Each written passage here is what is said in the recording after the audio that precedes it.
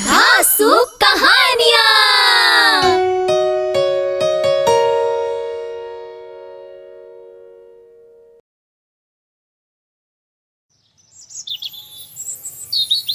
मेघा और दीपक एक ही स्कूल में पढ़ते थे।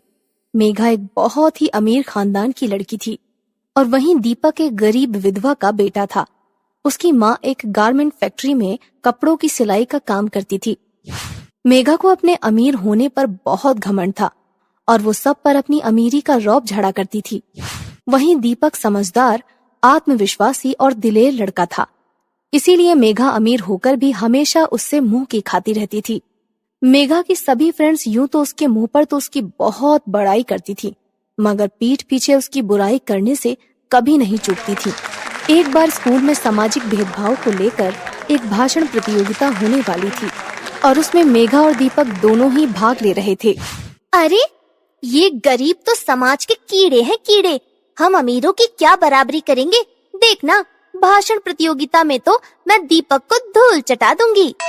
उसकी ये बात सुनकर उसकी सभी फ्रेंड्स को उस पर बहुत हंसी आती है, मगर फिर भी अपनी विवशता के चलते वे सब हंसने के बजाय उसका हौसला बढ़ाती हैं।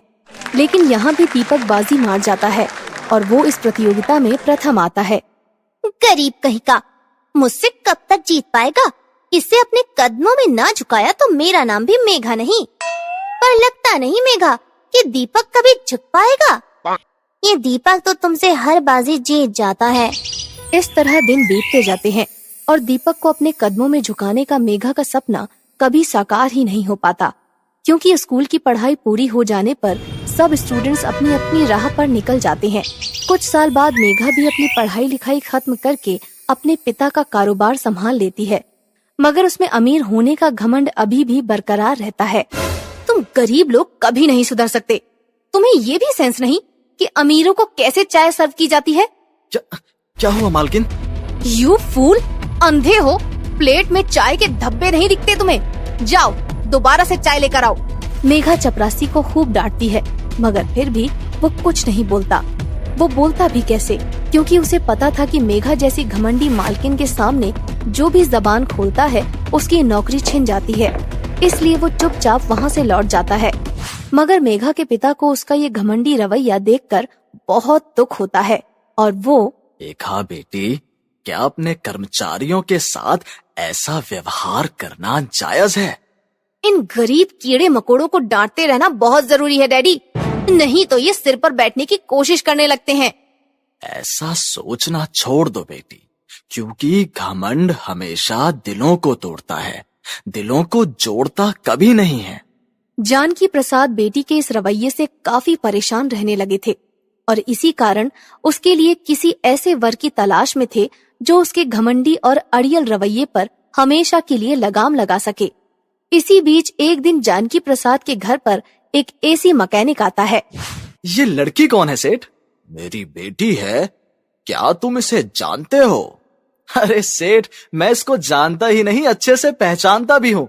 ये स्कूल में मेरे साथ ही पढ़ती थी। एकदम घमंडी, अड़ियल और मूर्ख लड़की है, मगर क्या? मगर मुझसे हमेशा मुंह की खाती थी। दीपक की ये बातें सुनकर जानकी प्रसाद कुछ देर के लिए विचारों में खो जाता है और ये लड़का मेरी घमंडी और अड़ियल बेटी को जरूर रास्ते पर ला सकता है।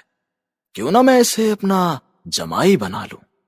जानकी प्रसाद को यूं ख्यालों में खोए देखकर दीपक को कुछ अजीब सा महसूस होता है और वो क्या हुआ सेठ जी, बेटी की तारीफ सुनकर नाराज हो गए क्या? माफ करना, पर सच यही है। हाँ भाई, यही सच है। पर क्या तुम इस सच को झूठ में बदल सकते हो? पर यह कैसे हो सकता है? तुम मेरे जमाई राजा बन जाओ तो ये हो सकता है।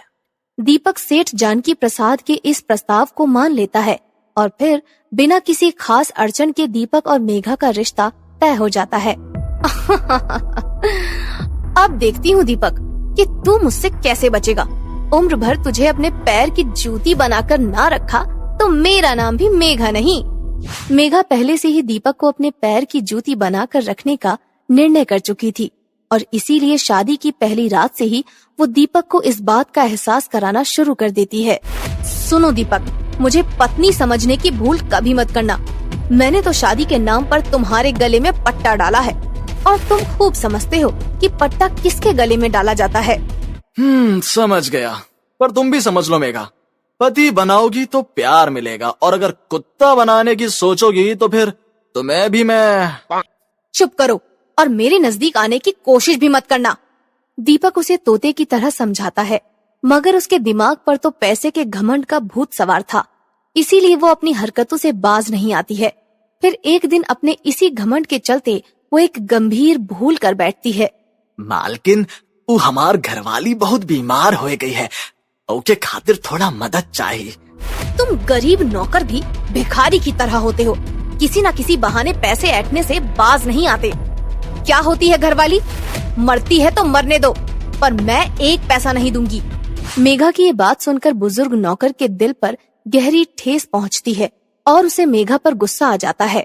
खुद का पति को पैर की जूती समझने वाली आप जैसी घमंडी औरत रिश्तों का कीमत का जाने। आपसे ज्यादा रिश्तों का कीमत तो जानवर भी रखत है, पर आप तो। चुप करो और निकल जाओ मेरे घर से, वरना। ये कहते हुए मेघा बुजुर्ग नौकर पर हाथ उठाने की कोशिश करती है, मगर तभी दीपक बीच में आ जाता है। होश में आओ मेघा, धनपत काका तुम्हारे बाप की उम्र के हैं। होश में तुम आओ, मुझे होश में लाने वाले तुम होते कौन हो? मैं पति हूँ तुम्हारा, समझी? आगे से बदतमीजी की तो तुम्हारा। डैडी, आप भी। इस घटना के बाद मेघा दीपक से बहुत अधिक खफा हो जाती है और उससे अपनी बेइज्जती का बदला लेने का प्लान बनाती है। वो दीपक के घर जाकर उसकी माँ राधिका से मिलती है और माँ जी, पाए लागू। जीतती रहो बेटी, सदा सुहागिन रहो। माँ जी, कल आप घर आ जाएंगी तो मुझे बड़ी खुशी होगी। मैं आपको अपनी सहेलियों से मिलवाना चाहती हूँ। मैं जरूर आऊंगी बेटी। राधिका मेघा के दोहरे चरित्र को समझ नहीं पाती और इसीलिए उसके घर चली जाती है। उस समय घर पर मेघा और उसकी सहेलियों के सिवा और कोई नहीं होता। ये गरीब बुढ़िया खुद को मेरी सास समझती है, पर इसकी औकात मेरी नौकरानी से भी गई गुजरी है। क्या? फटे पुराने चीथड़ों में लिपटी हुई ये बुढ़िया तुम्हारी सास है? अरे नहीं नहीं, ये तो काम वाली बाई है ना मेघा? अब राधिका समझ जाती है कि बहू ने उसकी गरीबी की बेइज्जती करने के लिए ही उसको घर पर बुलाया था, मगर फिर भी वो चुपचाप सब सहती रहती है। तभी अचानक से मेघा गीले फर्श पर पैर फिसलने से गिर जाती है और उसका सिर दीवार से जा टकराता है और सिर से खून बहने लगता है। और ये देखकर उसकी सभी सहेलियाँ, अरे चलो निकलो यहाँ से, ये मर गई तो इल्जाम हमारे सिर पर आ सकता है। अब तो इसकी सास ही संभालेगी इसे, हम तो चली। इस तरह मेघा को घायल अवस्था में अकेला छोड़कर उसकी सभी सहेलियां निकल जाती हैं, मगर राधिका से बहू की ये हालत देखी नहीं जाती। वो मेघा को तुरंत अस्पताल लेकर जाती है और जब कुछ देर बाद मेघा को होश आता है तो माँ जी, मैं माफी के लायक तो नहीं हूँ, मगर अब मुझे अकल आ गई है। अब मैं पैसे वाली घमंडी मेघा नहीं हूँ, बल्कि आपकी लाडली बहू बनकर जीना चाहती हूँ। जीती रहो बेटी। जब जागो तभी सवेरा। क्यों, सही कहा ना जमाई राजा? जी ससुर जी। उसके बाद मेघा एक कर्तव्य परायण बहू और बेटी की तरह सबके साथ खुशी खुशी रहने लगती है। हेलो दोस्तों, आ गए आप? आ ही गए हो तो चैनल को सब्सक्राइब कर देना और वीडियोस अच्छे लगे तो लाइक और शेयर भी कर देना और बेल आइकन जरूर दबा देना ताकि आपको नई वीडियोस की नोटिफिकेशंस मिलती रहें।